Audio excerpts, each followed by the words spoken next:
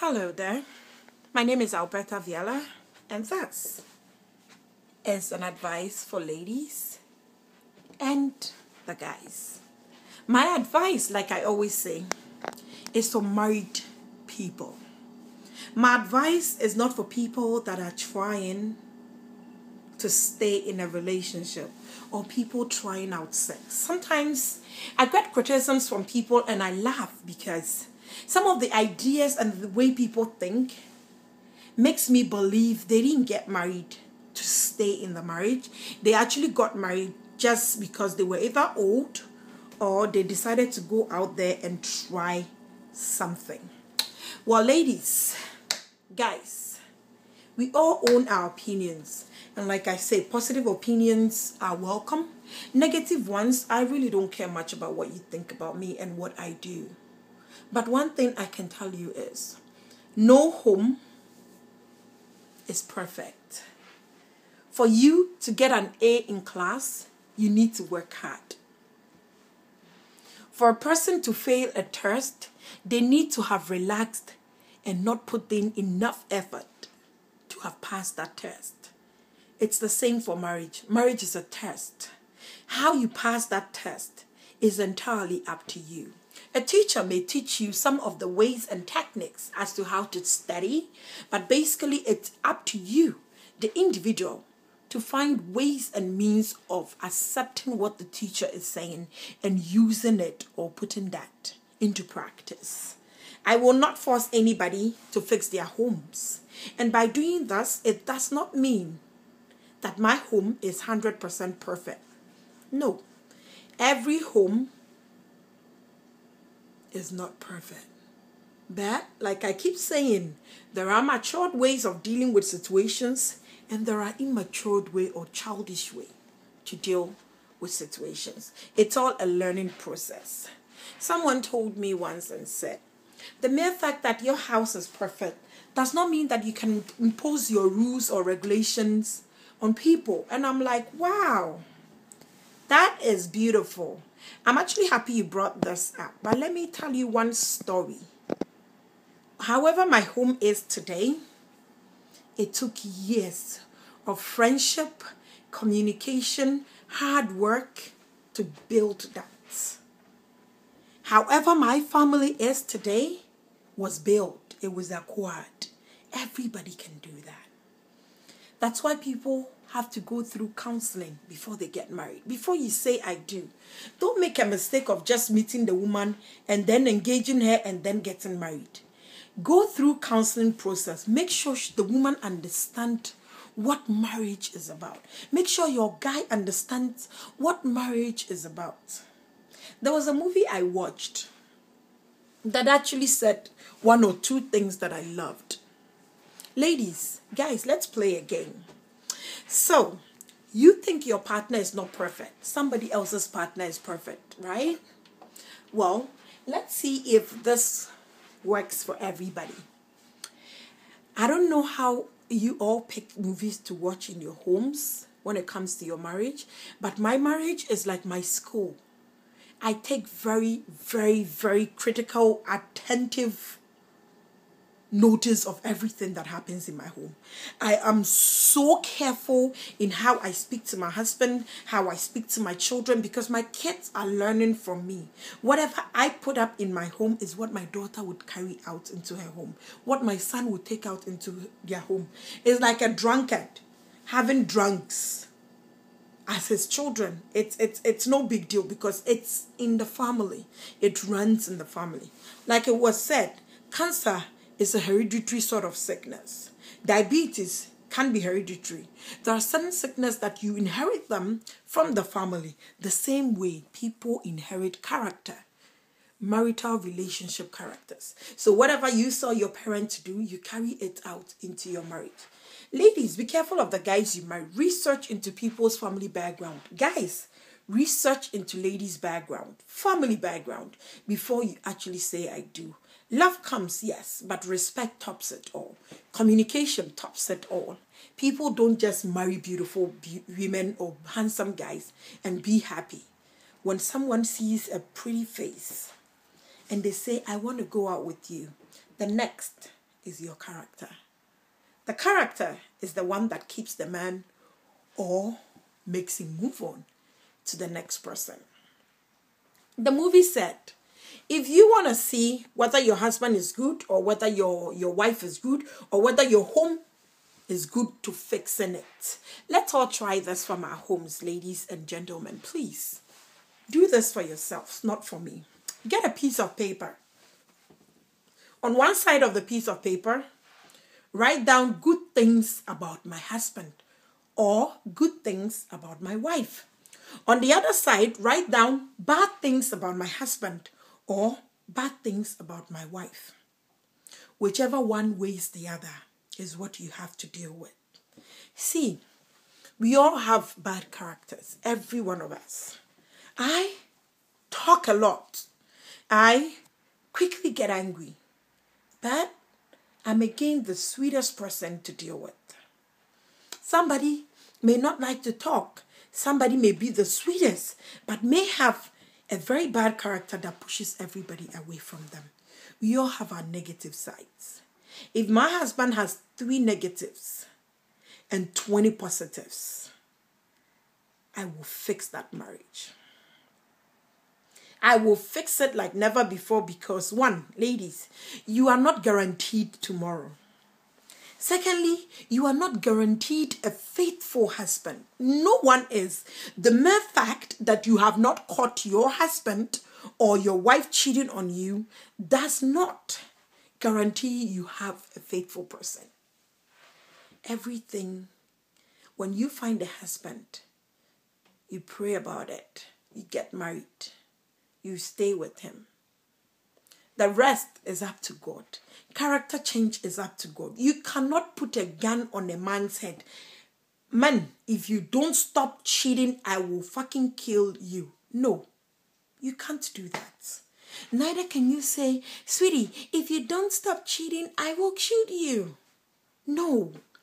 If you make a mistake and kill anybody because they cheated, you are the worst foolish person on earth. You don't change people. God changed people. If you want that husband that you feel cannot change to change, submit him to God. God is the same. It can be Allah, it can be Buddhist, it can be whatever. We all have one God, different names for them. So don't get me wrong. I said God. The only person that created the universe, the whole earth. We all believe in that. Buddhism believe in that. Hindus believe in that. Muslims believe in that. Everybody believes in God. Allah, Bhagwan, everybody does. Run to God with your problems. After a point where you know you cannot change that man or that woman, leave it up to someone better. Yes, you may have a divorce. Everybody screams, I'm not going to stay with a cheating bastard. I am not going to stay with a cheating girl. Yes, it's true. But are you guaranteed tomorrow? Are you guaranteed the next person you're going for? Are you guaranteed anything in life? No. When you find someone that you love, when you decide to live with somebody, you have to accept their faults as well. That is called marriage. That is called love. Accepting the negative and the positive of your partner is called love. No one is perfect. Nobody. I am not indicating that any of us are like Jesus. Never. But even in the life of Jesus, he got angry when people were acting up in the church. Everybody has a limit to which they can take things. Everyone, including God. When God was so angry, he destroyed Sodom and Gomorrah. Everybody has a limit to what they can take in life. Treat people right. Guys, holes are the same. Ladies, the men are the same. The only difference is some people train or teach their women or their husbands how they want things to be done in their homes, gradually process by process, and they change and they learn their ways. Other people that don't know it, rush it. When you rush, you make a mistake. Nobody out there is 1,000% faithful. When you have a partner and that piece of paper you made, you got 3 wrongs, 2 wrongs, 4 wrongs, and his goodness overshadowed that wrongs or that negative. Learn to fix that home. Just change to fix it. It doesn't make you weak. It doesn't make you uneducated. Ladies, humbling yourselves, giving yourselves up to your husbands does not mean you are uneducated. It means you love him. Guys, giving yourself up to your wives for her to do things to you does not mean you are weak. Other people will say you're weak. It means you love her. A boss is one that listens, one that criticizes, but criticizes with love. One that listens not to just one side, but 2-sided ways to make a judgment. One that is not quick into imposing or enforcing rules and regulations on people, but makes people understand why they have to follow those rules. A good boss is one that shows real, genuine love. And a good boss is one that always says, I'm sorry. Marriage is hard. It is the hardest job ever on earth. Marriage is very hard. Even childbirth is less painful than marriage, because with childbirth, within 1 hour, 2 hours, 3 hours, at the most 6 hours, you are done. Some people just a day, but marriage, you go through the same stressful situation years upon years. Learn to choose right. Learn to steady your partners. Check their negative side, check their positive side. Learn to forgive quickly. Guys, cheating is not good, has never been good, will never be good. Ladies, being bossy and cheating and calling yourselves the same equality with your husbands will not fix that your home. It would only destroy it the more. Let us learn to understand what marriage is about. Marriage is a long process of 2 people trying or making up their mind to work hard together to maintain a family. If you open up a shop without hard work, dedication, loyalty, trust, honesty, nobody will come into your shop. You need to make people trust you in order for them to buy from you. It's the same as marriage. Work your way to that trust. Give each other the benefit of the doubt. Get third parties out of your marriage.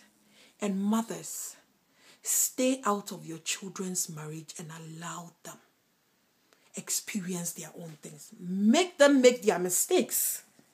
You don't need to use your mistakes to correct your child's mistakes. Allow your children to make their own mistakes and allow them learn from their own mistakes. That is what the Bible said.